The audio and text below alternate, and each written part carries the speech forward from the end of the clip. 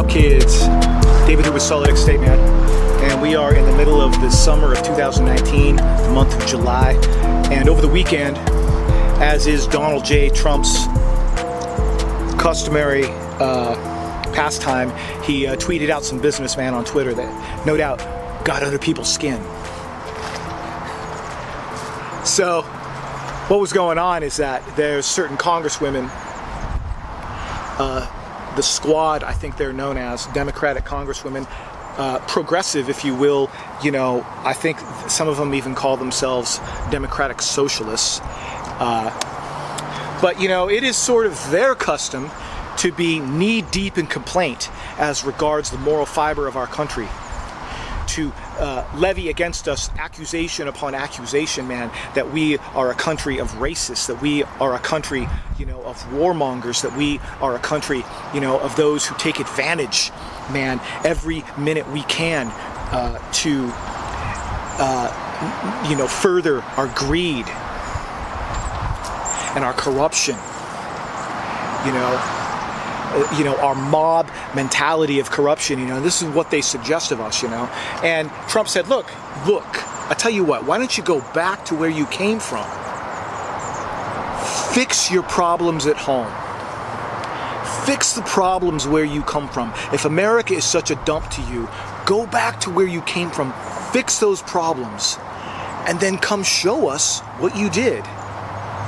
You know what I'm saying? Is he not being pragmatic in his suggestion to say, go and do something real, instead of sitting here in the halls of governance and, you know, have this only be a place for your rhetoric and your ideology to spill forth as a wave?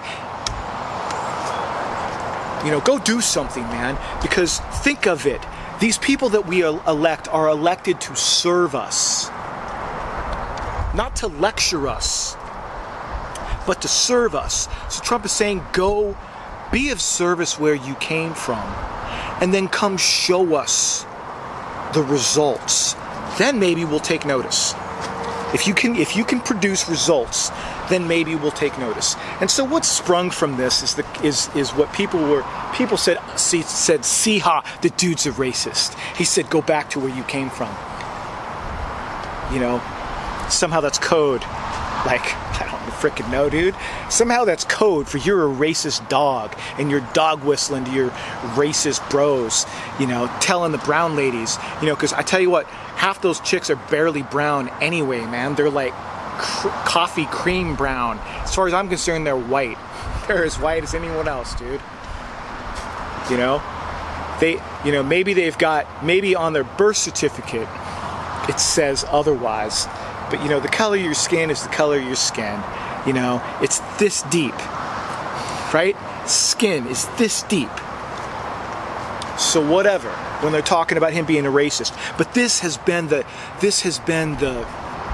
fire, man, that's been started, you know, or what has been, you know, brought up again and again and again and again, that Trump is a racist. And so this is what the news has been obsessing over, this idea that Trump is a racist, right? So here we are so many days later, and Trump has this meeting, this impromptu, it would seem, meeting in the Oval Office regarding religious liberties globally. And so there are people that are gathered together in this room, man. There are people, you know, if it is skin color is going to be the measure of what we call justice, then in this room, man, there is more color, if you will, than on the whole Democratic ticket, right? So, man, there are people from Argentina. There are people from Brazil. There are people from Cuba. There are people from China. There are people from Tibet. There are people from Nigeria, right? And they are there in support of advancing religious liberties. And Trump says this. He says, you know, that we are here today to talk about advancing religious liberty around the world. Our rights come from God, he said, not from government.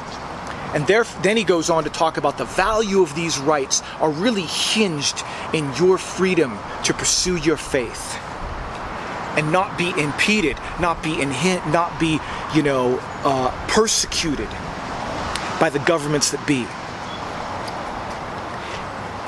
And not only is this what this was about, but these people that were gathered here in the White House were people that represented persecuted peoples globally. Their family members had been killed for their faith. Their family members had been imprisoned for their faith. They had been terrorized. They had been, treated with hostility, man, and they had been affronted for their faith. And keep in mind the comparison here. On one hand, you have these congresswomen who complain about the state of things, and they go around calling there's a racist behind every tree. They think that they're suffering. I tell you what, I feel like the left, they missed the civil rights movement. They missed it. It was Republican legislation. The civil rights movement was drawn up by Republicans, marginally voted on by Democrats. The most Democrats voted against it. So they missed it, man. They missed their chance. And now they want to get out the play dolls. They want to get out the civil rights Barbies, and they want to play civil rights house like it's a thing. Well, they had their chance, and they voted against it. But here we are, man, in 2019, and there are people globally around the world who suffer real persecution, who have real problems. Not that somebody said something to them that was offensive, but their family members are locked up. People in their community are killed for their faith. This is real. This is tangible.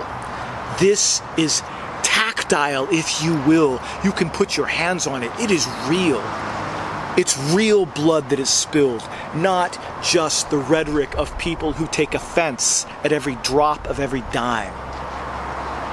And so it's so interesting that we've been listening to all week, man, the idea that Trump is a racist. Apparently, even in the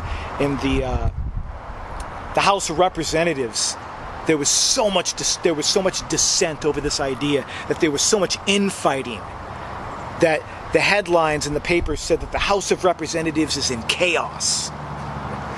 Chaos. What are they in chaos over? Are they in chaos over the marginalized persons globally who are suffering for their religious beliefs? No, man. They're in chaos over some tweets.